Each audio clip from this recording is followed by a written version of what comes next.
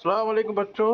अल्लामा Iqbal hostel का ये एक नोटिस आया है जिसके तहत रैंक आपको बताई जा रही है कि किस रैंक वालों को 17 से 24 तारीख तक पहुंचना है अल्लामा इकबाल हॉस्टल। ये मैं आपको बड़ा करके दिखा देता हूँ। साइंस कैटेगरी में इंटरनल अब अगर आप हैं तो S1 से लेकर 400 तक के बच्चों को जाना है। एक्सटर्नल है तो S1 से लेकर 270 तक जाना है। DS कैटेगरी के आपके ये जाने हैं 45 है, 48, 51, 52, 55। CA कैटेगरी में 64, 68, 76, 79 और 80। BC कैटेगरी में 91, 110, 178, 179, 181, 182, 183, 186 एंड 187। SC कैटेगरी में 12, ST कैटेगरी में 1, PH कैटेगरी में 3 एंड 41,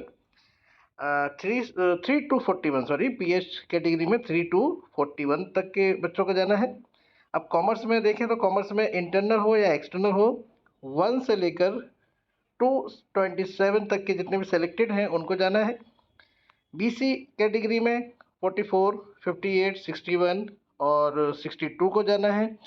DS कैटेगरी में 41 और 42 वाले बच्चों को जाना है। NC कैटेगरी में 10, SC कैटेगरी में 5। फिर आते हैं ह्यूमैनिटीज़ पर। ह्यूमैनिटीज़ में S कैटेगरी में यानी सेलेक्टेड में 20 से लेकर 247 तक। एक्सटर्नल है अगर आप तो 3 से लेकर 74 तक। DS कैटेगरी में 14 से 14 और 28। और BC और PH के आपको जानने हैं तो BC का आपका 36 और PH 13 एंड 17। ध्यान रखें कि हॉस्टल जो है वो लिमिटेड है।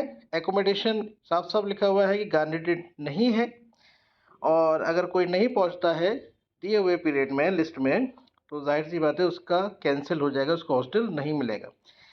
तो कैटेगरी वाइज सारा इन्होंने बता दिया है। एक चीज़ और, जिन लोगों ने रजिस्ट्रेशन करा था गूगल फॉर्म के थ्रू, ये उनके लिए है। तो साफ साफ लिखा है इंटरनल और external student who got admission in the class 11th of Syed Hamid senior school, यानी जो हामिद स्कूल में ही सेलेक्ट हुए हैं, जिनको हामिद स्कूल मिला है, और जिन्होंने हॉस्टल फैसिलिटी के लिए काउंसलिंग के दौरान अभी जो काउंसलिंग हुई थी उन्होंने अप्लाई किया था, वो अपनी रिपोर्ट कर सकते हैं। ठीक है ना।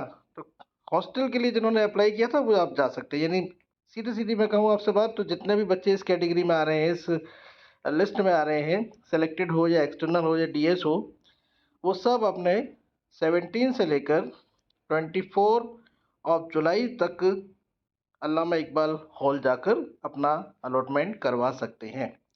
शुक्रिया, दुआ में याद रखें।